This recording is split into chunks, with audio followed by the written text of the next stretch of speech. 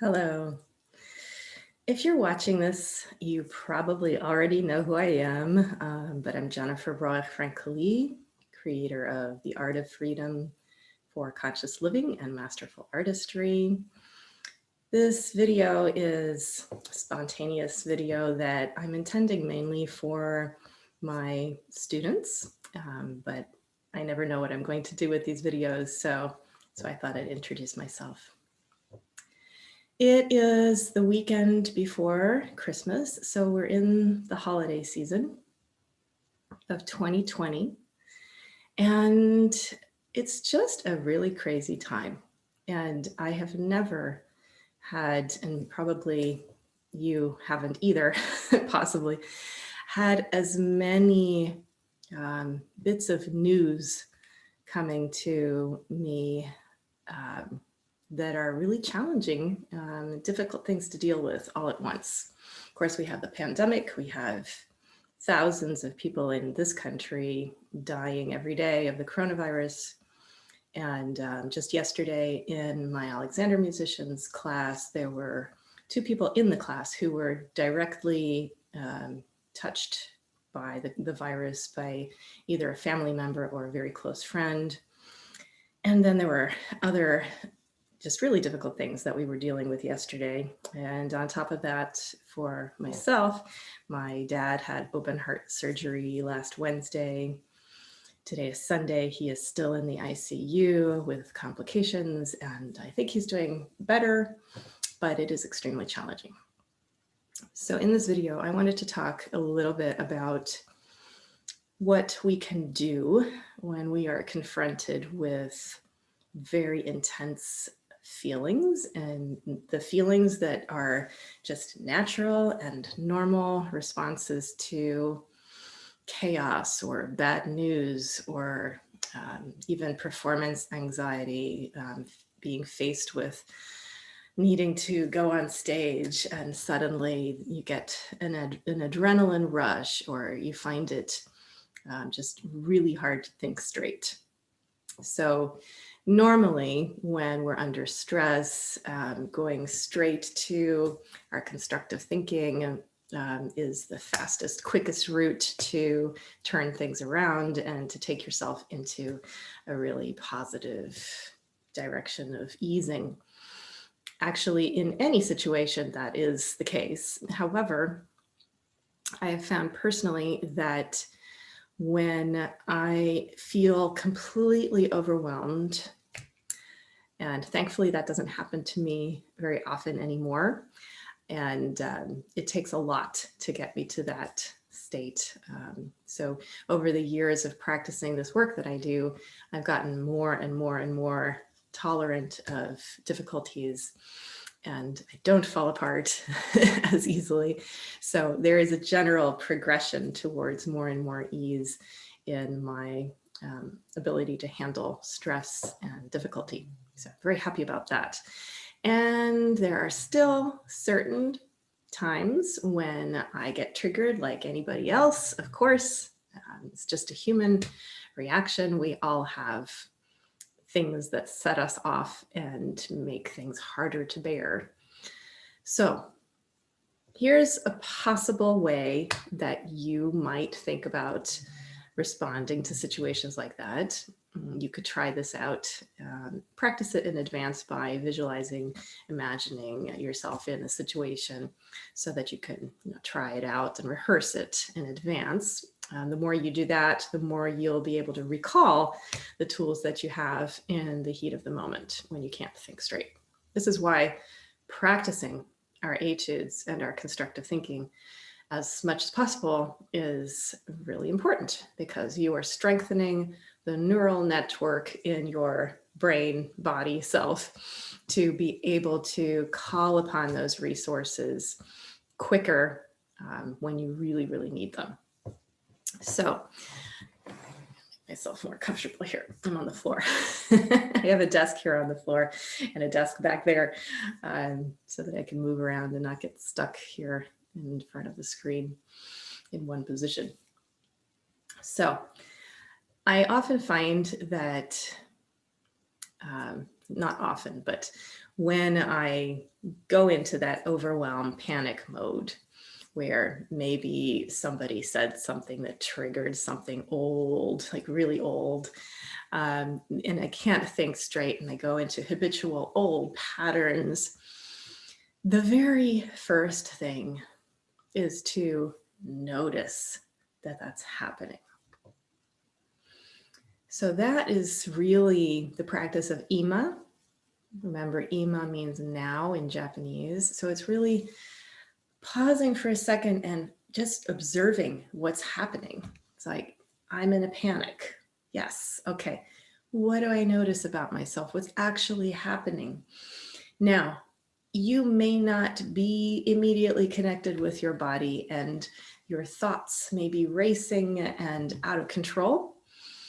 I find it very, very, very helpful, useful to remember my 3 magic phrases at that point. And it's actually 5 magic phrases, because the last 2 are also very important. Remember, the 3 magic phrases are, I am free, I don't have to do anything, and I have time and space. 4th one, I am safe. It's very important when you're in a panic and old stuff is triggered. It's really a survival response. So you want to remind yourself that you are in fact safe. If you are. If you're not, then by all means, use your fight, flight, freeze response and run away or fight or play dead. Usually, however, our panic is not because our lives are immediately threatened, but we may be in a frozen, panicked state. So it's helpful to remember, I am safe. And the 5th one, I do not have to know. I don't have to understand. I don't have to figure out what to do. I don't need to figure out what's going on. I don't need to figure out why I feel the way I feel. I'm free to feel the way I feel. I'm free to have the reactions that I'm having. This is incredibly important when you're having this type of a reaction and a big stress response. Maybe you're overwhelmed, panicked. You're going to have very, very strong feelings, and that's okay. You're free to feel the feelings that you have, and giving yourself total freedom, full permission to embody with your whole self the experience that you're having, while also recognizing that you want it to move through you. Allow yourself to be moved. If you need to cry, you cry. If you need to fall apart, you fall apart. But you can watch yourself and observe that happening, almost as if you are watching another person. And that also helps us tap into compassion for ourselves. If you had a child, a baby, a little toddler who was having a panic moment or feeling overwhelmed or a tantrum, the first response could be to feel compassion for that overtired, overstressed child, the child that just doesn't know how to handle the situation. You would have compassion for that child. So we can turn that compassion towards ourselves, hold space for that self. We have time and space to be ourselves and have that experience of who we are in that moment. So it's very important to give ourselves permission to feel, and to feel the full depth without fear. We're going to feel scared because it is a survival response, but when you can observe yourself, you can also reassure yourself with that 4th phrase that you are in fact safe. So using those phrases, I find, I'm not exactly sure why they work so well, but for me personally, I find it very helpful to have a logical, kind of intellectual antidote for crazy thinking, triggered thinking. The mind that goes into the old stories and starts drawing conclusions about other people or making assumptions about what's actually happening that may or may not be true and quite possibly isn't true. So you want to be able to be very, very present. Stop making assumptions or predictions into the future. That cuts down on the worry about what might happen. And it also helps to stay out of the past story.